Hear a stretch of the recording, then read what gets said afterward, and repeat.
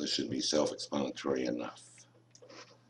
Why I prefer that we leave Libya alone, even letting Gaddafi rule it, than support NATO in its bullying, arrogant manner of pounding a little $2 billion a year military country into the dust with a $1.5 trillion a year military. First of all, we can't let them get away with it. Another war start, another lie. The Benghazi massacre propaganda party line is not what the speech should have been interpreted as by analysts from the CIA. They would not have supported this, that everybody's going to get massacred unless it was completely politically driven. Gaddafi talked about people laying down their arms, etc., and that they would not be punished. At any rate, it was a lie that they averted a massacre that would have stained the conscience of the world. We don't know that, and it probably isn't true. So once again, we start a war with a lie. Notice how Obama moves away and stares away from the camera when he says it. It's creepy. So they also do this in Vietnam with the Gulf of Tonkin, where we literally deliberately shot one of our own ships to be able to get involved in the Vietnam War at a greater level. You can check it yourself. Go to Wikipedia and type in Gulf of Tonkin. Abuse of a no-fly zone to inflict collective punishment on regime supporters or hapless inhabitants. Being so snake-like that we'll send our soldiers out to potentially get prosecuted for war crimes without legal protection of the intestinal fortitude called a congressional declaration of war. So these snakes will sit back and order young men into battle, but they won't bother to give them legal protection. And we must oppose this and support Libya's right to non-interference when you consider that Libya was actually the leading nation in Africa from a human development point of view, not looking at the, in the political repression was high, but they had, you would have begged to be born a Libyan versus any other country in Africa. You wouldn't have been likely to have been a subject of crime. You wouldn't have had poverty. You would have access to free healthcare, free higher education, free support of your business in many cases with zero interest, undated loans, and all these other factors I show here. So the media failure to do any due diligence on checking these facts out and figuring out how they're going to present this story. CNN, MSNBC, Fox, all of them, they have completely and utterly failed us. They are either idiots or have been ordered to suppress this information. Even the New York Times trotted out this garbage on Sunday saying that Libya was dirt poor.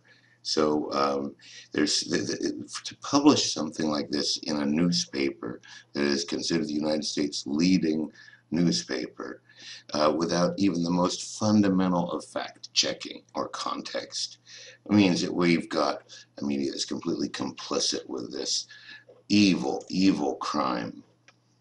And I'm going to show you an example of what I'm talking about, the type of conversation we have in the media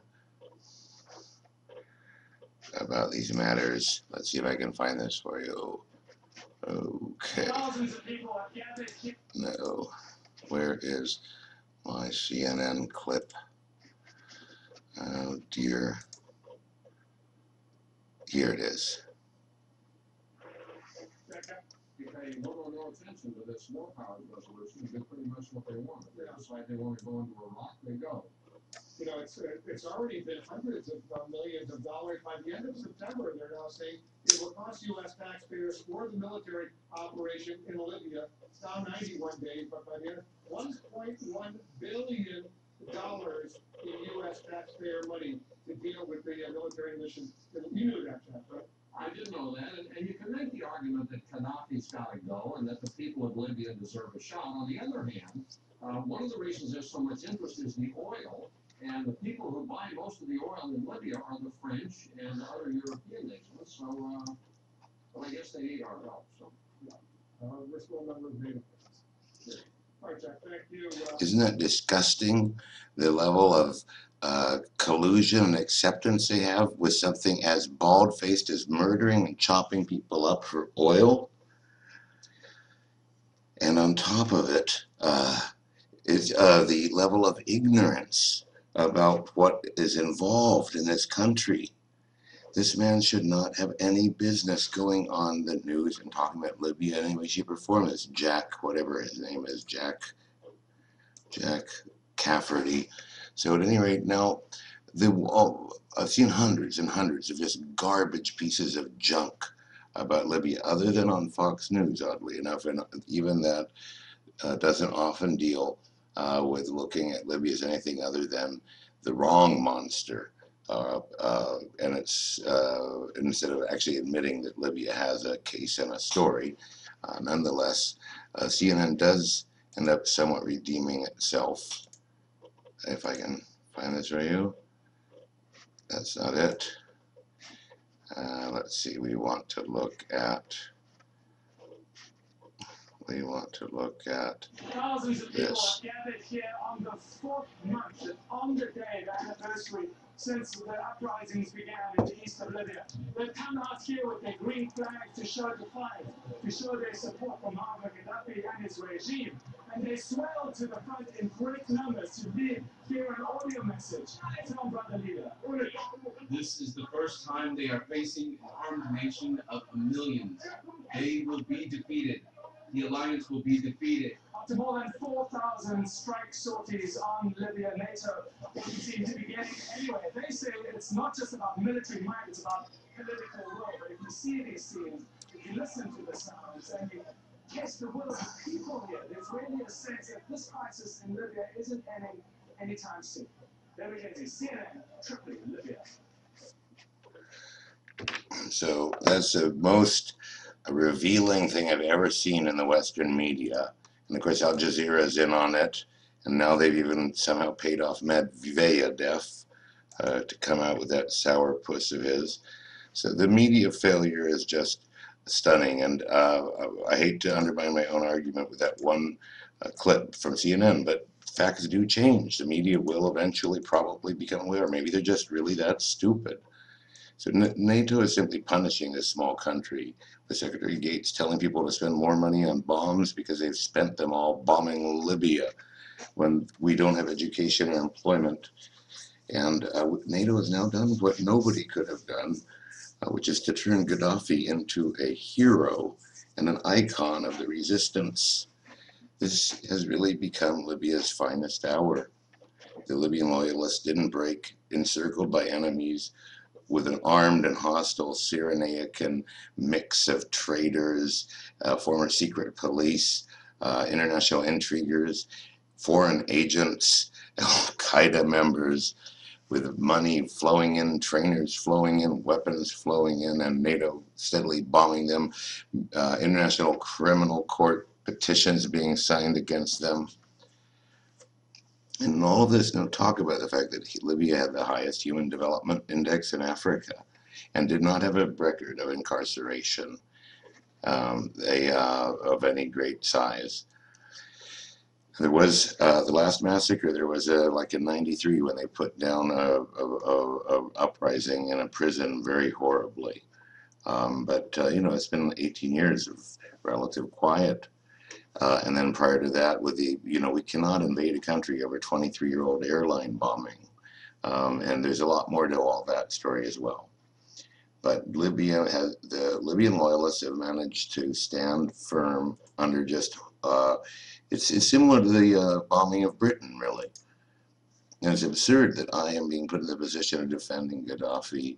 And not that I have anything against him, because I don't have enough information. But at the moment, I find that our government has been wicked and deceitful, and it's been backed by either an idiotic or wicked and deceitful media, with who knows what constellation of interests around them. Obviously, they've got the bankers anxious to get the privatized assets of the Libya, 112 tons of gold, vast oil reserves, some of the access to the best water in Africa under their desert.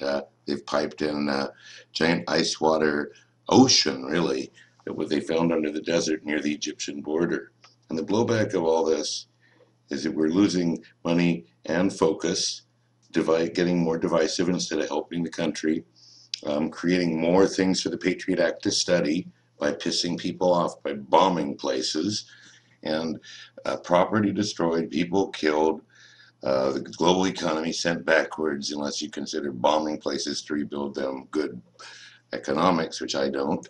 And then enormous amounts of anti-American anger potentially. So it's all really a bummer.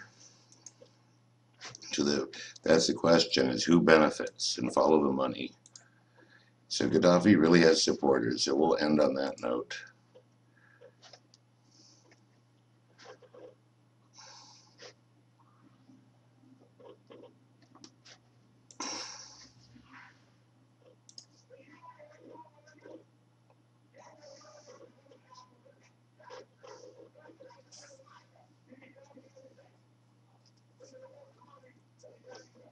Women are ahead of the men in defending the country.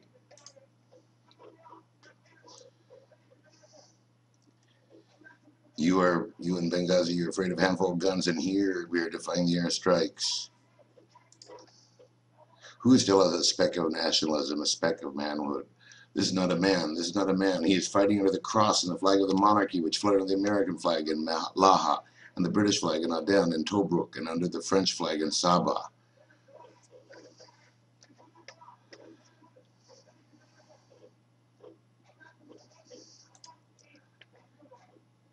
To eat the garbage of the donkeys of Qatar and the Gulf, you eat the garbage of the donkeys of the Gulf. So spirited opposition, mass rally, we're in deep doo-doo.